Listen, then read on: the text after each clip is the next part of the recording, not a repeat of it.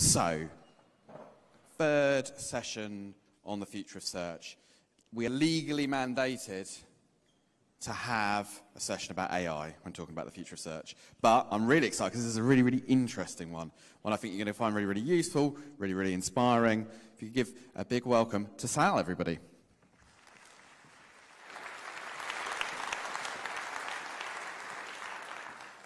What if I told you I knew exactly who from this conference would turn up to this talk? Armed with over 700 different data points and machine learning, that's exactly what Arsenal Health are helping hospitals in the US achieve.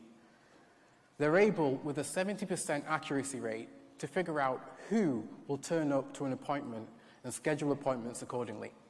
That's the power of AI. I actually don't think there's a more polarized word in the English language or phrase, one which espouses both excitement and fear at the exact same time. Some of us are thinking about a world in which AI will help cure cancer, deliver personalized medical treatments, and also reduce car fatalities. Others think we haven't learned our lesson from iRobot, a dystopian world where AI will take our jobs, erode the very notion of privacy, and also potentially lead to our destruction. On one hand, McKinsey estimate AI to generate an additional 13 trillion to the global economy by 2030, increasing business productivity by 40%. At the same time, IBM estimate that 120 million jobs will need to be retrained in the world's 12 largest economies due to AI. In 2016, Sundar Pichai, CEO of Google, proclaimed, AI is probably the most important thing humanity has ever worked on. I think of it as something more profound than electricity or fire. Wow. Since then, the UK government has commissioned over 1,000 PhDs in AI research. China has declared its ambition to be an AI leader by 2030, and the US has signed a declaration to promote AI research. So what will this talk be and what won't it be? It won't be a technical overview of AI. You'll need someone much smarter and a lot more time. It also won't be a prediction of whether we're going to be living like the Jetsons or whether we'll need to flee to Mars to escape the robots. What it will be is an overview of AI and the impact it will have on marketers, particularly with a focus on PPC. It's worth just generally talking about two strands of AI without going into too much detail, general and narrow AI. General AI is the AI most of us worry about, an all-knowing, all-seeing AI that can do mostly anything. People will refer to this as a singularity, the point at which AI can outperform humans on basically anything. Many people think that it will take centuries to get there, or whether it's possible at all. Narrow AI is AI which performs tasks within strict parameters, for instance, image recognition or natural language processing. This AI can be incredibly powerful, but it can't switch gears and do something completely different. For instance, you can't ask your Google Home to drive your car for you. And we're not alone as marketers. Every industry is scrambling to try and figure out what AI will mean for their industry and how it will impact them. I've picked insurance here, but it could have easily been agriculture, legal, automotive. Leon Ron, the co-founder of the self-driving truck company Otto, which sold to Uber for 700 million, basically said that he predicts AI will radically transform the truck driving industry within the next 10 years. Will it? Won't it? Who knows? I don't know. My guess is as good as yours. But what I do know is this unease with technology is not new. It goes as far back as 1950 when JFK spoke of automation as a grave danger that could harm people. And I think typically this pessimism, usually with technology, comes because it's much easier to calculate negative impacts of a technology than it is to calculate the upsides that might come from it.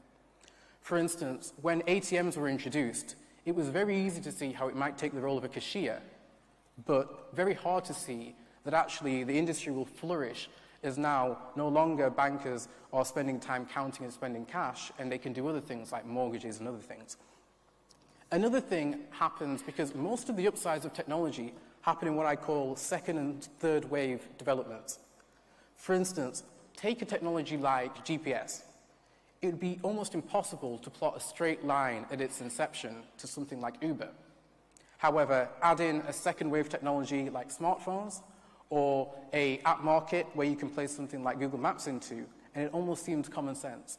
So I typically tell people, try and have a positive outlook and tone with technology and look out for these second and third opportunities.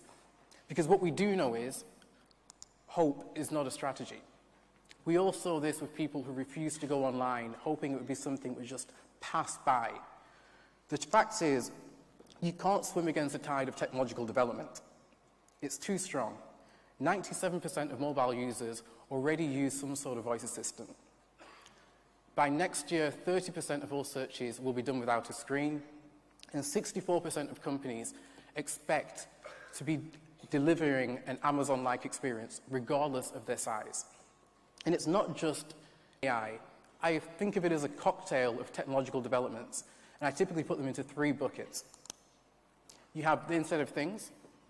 It's estimated that there'll be 30 billion connected devices by 2020, i.e. now. Speed, we're on the cusp of a 5G revolution, predicted to be 20 times quicker than 4G. And data, the amount of data we have available is unbelievable. Every day, we produce 2.5 exabytes of data. That's the equivalent of all words spoken by human beings ever. And the world's data is doubling every single year. And these 3 things are a self-accelerating cycle. The quicker speed is, the more things you can connect to the grid in real time. The more things you can connect to the grid in real time, the more data you collect. The more data you have, the more AI algorithms you can train and to go round and round. And make no mistake about it, in AI, data is gold. This handsome gentleman here is Kai-Fu Lee, developer of the world's first independent speech recognition system in 1988. He did that with a data set of 100 megabytes, which at the time was the world's largest data set. A few years later, he moved to Apple, where he's working with a gigabyte. So 12 years, a 10-fold increase. Today, most AI algorithms are trained with a data set of over 100 terabytes. And most of this is due to processing power. If you look at here, this is a transistor chart, the standard chart for measuring the developments in computer hardware, basically measuring the amount of transistors you can fit onto a chip. Looking at here, you see steady, gradual progress, until you realize the y-axis isn't a normal axis, and it's not going up in normal increments. Placed onto a linear chart, it looks more like this. Looking at this chart, it's almost impossible to not imagine that massive disruption is on the cusp, which can play to your benefits, make AI like being in the possession of a magic dial, one in which you can dial up and dial down to solve complex business problems. And to be honest with you, we all need it. We know the customer journey is becoming ever more complex. Customers express their wants and needs across multiple platforms in different ways, from tweets, likes, shares, videos. And using technology to leverage these data and turn them into valuable insights will be key. Customers are becoming more curious, more demanding, and more impatient than ever before. The CTO of Omnicom basically said, there are far too many pieces to work with without using technology to leverage it. Let's have a look at some of these companies that leverage it well. Google, a company we're all familiar with YouTube, 500 hours of content are uploaded to YouTube every single minute. It would be impossible for them to filter that without AI doing the first level of filtration. Netflix, 80% of stream time is driven by AI, saving them over $1 billion every year. And Thread is a UK company that basically does personalized clothing recommendations for people. They're able to service 650,000 people with just 10 stylists. So it's very clear that potentially jobs may not be lost, but they'll definitely change, requiring us to work ever closer with machines, which basically means we all need to turn into the modern day Iron Man or woman. Regardless, we need to change, we need to evolve to this. Dentsu call it evolving to change to a different market and evolving client needs. For publicists, it's in the form of Marcel, an AI-powered platform that enables them to leverage data from across their business. Where can it help? This is one we've all heard before. Everyone's heard this saying before. You will do things you want to do whilst computers do the hard work, and you can focus on higher value, skilled tasks. I think we've all heard it. People are typically very vague to explain what it actually means for you in your role in the future. Hopefully, I can put a little bit of flesh onto this, because it's true. It won't be a race between man and machine to see who wins. It will be a race between professionals in the marketing industry to see who leverages technology best to get the upper hand. And I'm particularly excited about 3 different areas where this can be applied. The first is acquisition. You typically talk to agency owners, and they'll tell you they're way too busy getting new clients and business for their clients and forget about getting new clients for themselves. Leveraging enhanced data and competitor analysis with tools such as Crayon, they'll be able to target businesses more accurately and pitch better to them, increasing their win rate. Tools like Gong, where you can monitor your call tracking across your team and figure out which performers are saying the best terms and best phrases and share them across the base, will also help transform. Typically, we find that new areas will be unlocked. Small and medium customers that are often too resource intensive to serve without the use of technology will be able to be leveraged by using platforms to serve these customers with the service that they deserve. And finally, translation. 6 in 10 international marketers don't have local support in all of the markets in which they operate. Using tools like Web Interpret to localize your SEO and your shopping feeds, you'll be able to open up and leverage new markets. Execution. I feel like this is the one where they can really have a lot of impact, especially in the PPC space, which I operate in. Humans typically have 2 main flaws that make us pretty bad at executing campaigns: time and speed of calculation. Most of us work 8 hours, yet our campaigns and performance online is 24/7.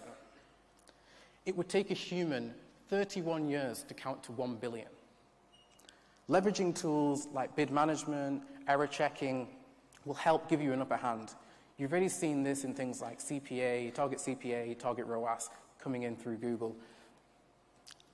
Using tools, if you're not prepared to use automated tools like that, you can still use automated fraud tools to basically check for fraudulent activity and sift and safeguard your ad spending dollars. And with the amount of platforms marketers are using increasing, companies are emerging to knit together this process to basically help you decide which platforms you should be allocating your budgets to at which times. And finally, moment marketing. So automating campaigns and using third-party data such as weather, even stock market signals to update in real time your campaigns and execution.